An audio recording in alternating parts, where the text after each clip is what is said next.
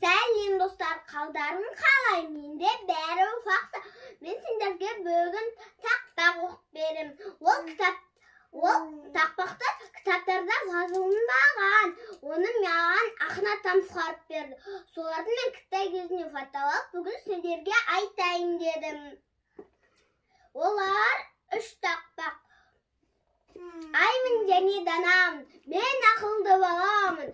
Айдана менің есімім, ұлдыз болып жанамын. Енді ұстазыма деген тақпағымды айтамын. Ұстазымды мақтаймын, есімін есте сақтаймын. Білім алып, ер жетіп, сеніміңді ақтаймын. Көп болсын өрер қызығым, бақса адамның ізімін.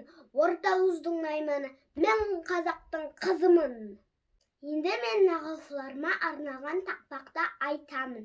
Хантөре менің нағылшым, қазағым білген бағасын. Нағылшыма барғанда рахаттанып қаласың. Нағылшым барда бағым бар, нағылшымды таныңдар. Бізге өмір сыйлаған, мың қыласаңдар табыңдар. Мен бұл тақпақтарымды 2 класымнан бастап айтамын. Сендерге көрсетейін бе? Міне қараңдар. Мен данамын, мен ақылды балам. Айтана мен есімім, сода топ санам. Молодец.